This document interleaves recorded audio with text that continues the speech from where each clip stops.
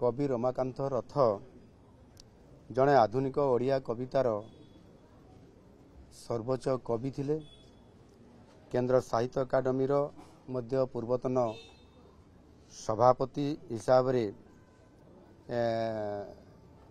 पूर्वतन सभापति से सेतेबेले मध्य साहित्य अकादमी को परिचालना करुथिले एवं निश्चित भाव में कह जाई परिबो जे एते बड़ गुरुदायित्व से नहीं थिले। आज ये तांकर जो विराट दायित्व थिला एवं ओडिया अस्मिता प्रति ओडिया साहित्य जगत प्रति जड़े कवि हिसाब रे जेभली भाव रे से तांकर कलम मुनरे जो साधना करी चली थिले ताहा आज केवल ओडिशा रे नुह सारा भारत वर्ष रे आज तांकर सुनाम एवं तांकर जो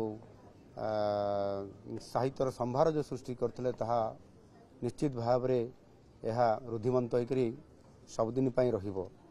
विशेष करिकी से जने प्रशासनिक अधिकारी मध्य थिले।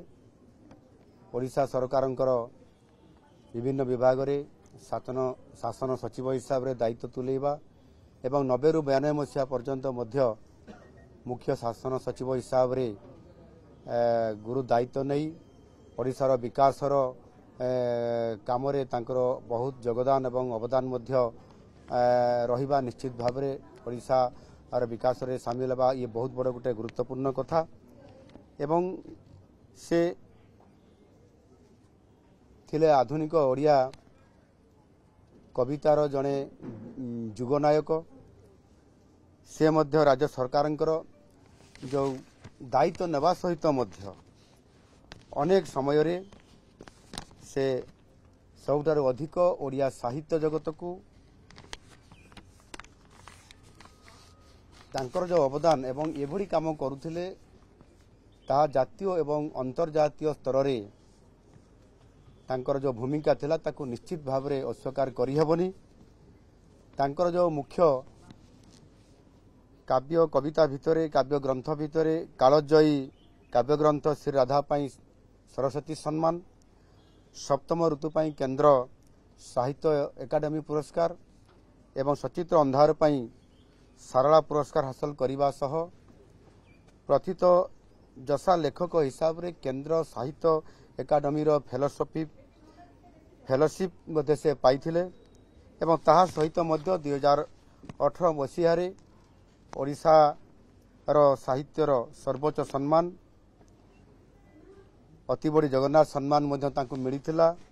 केंद्र स्तर रे मध्य कविर सम्मान कालिदास सम्मान पाइबा सहित अनेक सम्मान अधिकारी ओडिया साहित्य जगत पाई निश्चित भाव रे तांकर ये अवदान अनन्य अछि।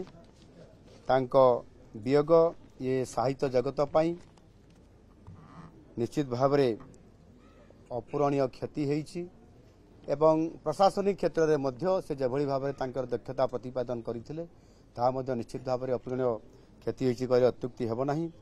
तांको परी महान साहित्यक और जुगस्रष्टा को निश्चित भाव मु तांकर जो दुखद देहांत होईछि सेथिरे गभीर भाव में दुखित और मर्माहत। तांको आज आसी तांको बासभवन रे मु श्रद्धांजलि ज्ञापन करिछि एवं गत काली रो मु मध्य मु निर्देश देइथिली जे तांकर जो अंत्येष्टि क्रिया हबो शेषकृत संपन्न हबो राष्ट्रीय मर्यादा सहकारे हबो एवं सेथिपाई आम सरकार तरफ समस्त व्यवस्था संपृक्त विभाग तरफ करा जाउछि।